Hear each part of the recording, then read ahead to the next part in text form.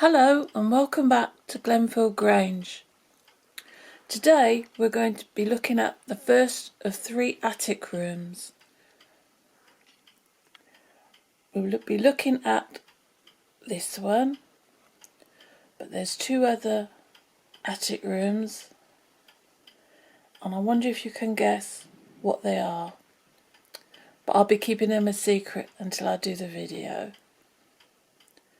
Today we're looking at the laundry, and after the music intro I'll show you the inside. First of all, we have Maggie. She's a housemaid. She does all the dusting and the polishing, keeping everything sparkling and clean.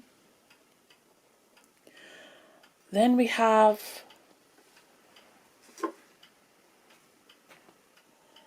Millie, the laundry maid, and the laundry room's really her special place where she probably never leaves. She's so busy washing and ironing and sewing and doing all the other jobs to keep their clothes and their boots nice and clean, and everything that's worn sewn up and looking tidy. And then we have little Clara, who's a resin figure. Maggie and Millie are porcelain, so they can move their arms around in different positions. But poor old Clara, she's destined to be always cleaning the floors in Glenfield Grange, and there's a lot of area for her to clean, but I think she quite likes it. So see you in a moment after the intro, where we'll be looking at the laundry. See you in a bit.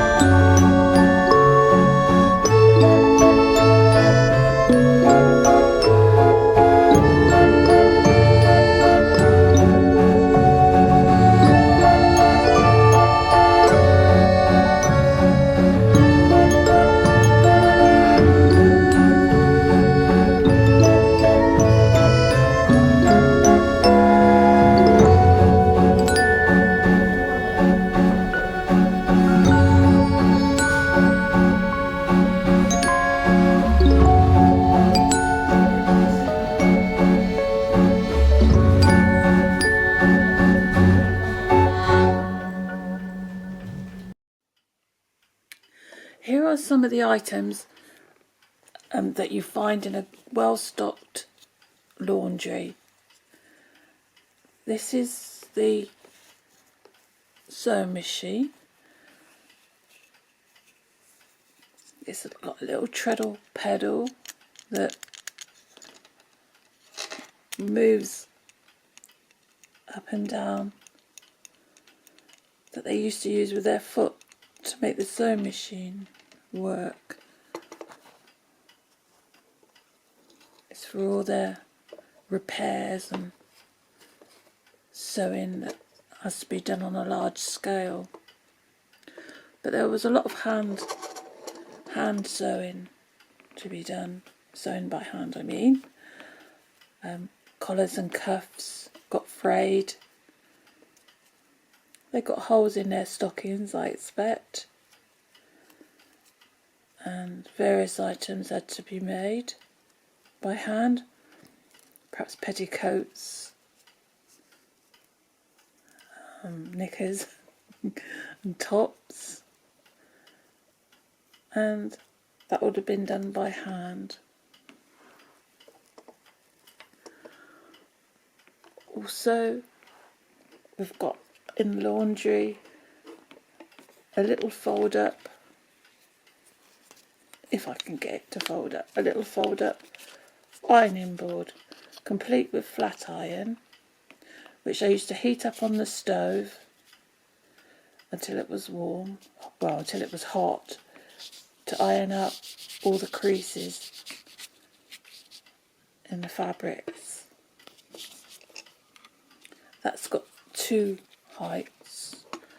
That's the low one. No, that's the low one, sorry, which is too low for my figures. And that's the high one. And that's just right for Maggie to Millie, I'm sorry, Maggie to do the ironing, which she has to do a lot of.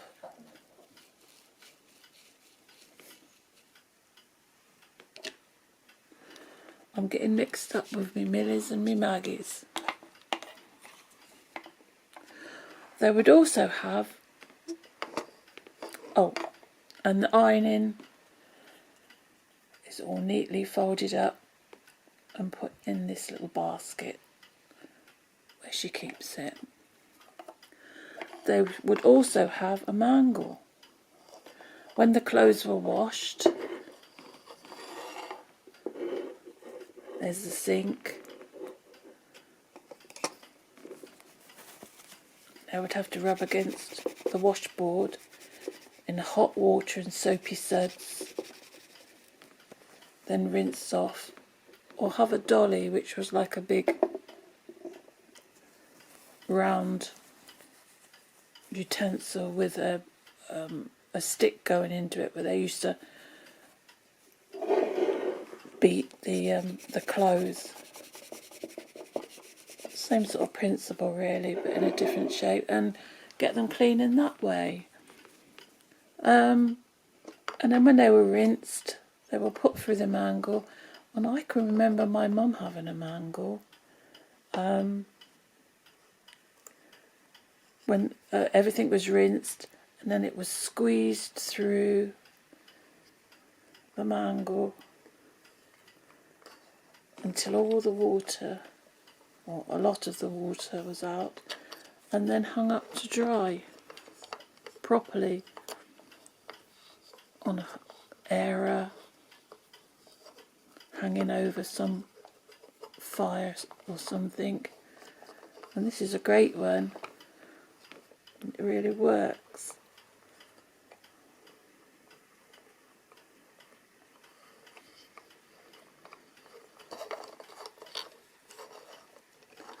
And that would be put on the airer with all the other clothes that were waiting to get dry. The dress, little pair of trousers, some underclothes, one stocking. I don't know where the other one went. I think the dog must have had that. And that was put onto the airing horse. I think you can still get them like that now, but most of them are like the really upright ones. And there would be a set of scales, so you could measure out your soap powder to get the right amount, washing soda, soap, and they used to have soap flakes, so that was a necessity. And every laundry would have a neatly packed shelves full of fresh linen that's been washed, ironed, and packed nicely away on the shelves, ready for when the housemaid needs to put some new bedclothes on and fresh tablecloths, and curtains, etc. And at the bottom we've got borax dry soap, and brasso, because they had to clean the candelabras and other brasses, Lux soap flakes, there's a dustpan and brush, and a first aid kit, just in case. These are all folded up pieces of cotton that I have. They're folded up. Let's try and get the camera in the right angle and then I can show you. Oh, that's better. They were all folded up and then stuck onto these pieces of card.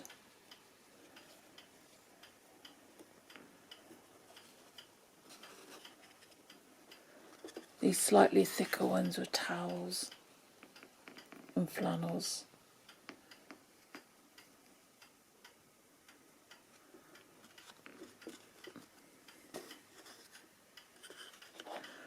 And these are curtains and tablecloths, perhaps. All nicely washed in the laundry. The laundry is one of my favourite rooms, even though it's only an attic room. The attic rooms are a bit smaller than the other rooms, but they're not too small. Some dolls' houses, the attic rooms are very small, but these are not too bad. They're quite a good size.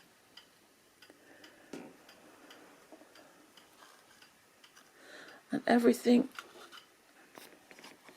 is kept on these shelves ready to be used.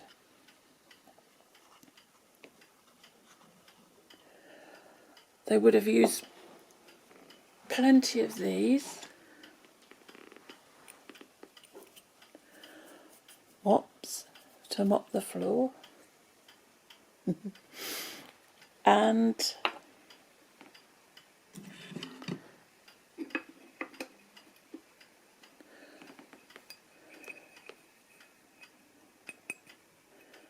these metal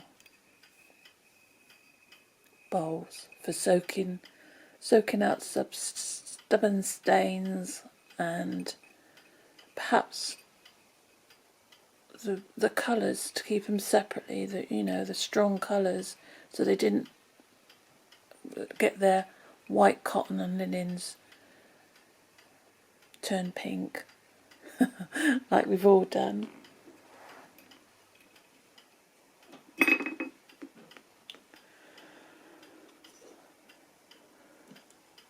There's plenty of dust in the house, so the rugs and curtains will be beaten with one of these to get the dust out. Now we've got all these lovely items and a few more, and now it's time to decorate and put all the pieces back into the laundry. See you in a minute. Bye.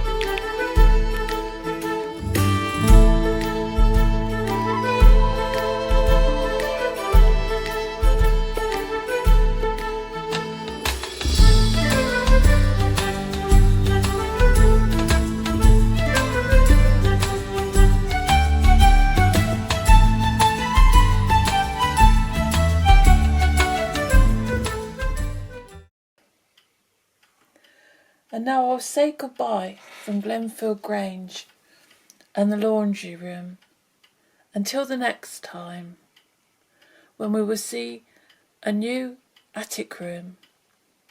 Can you guess which one it'll be?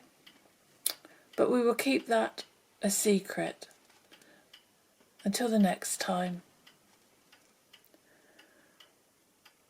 Catch you later. Blessings, Sharon.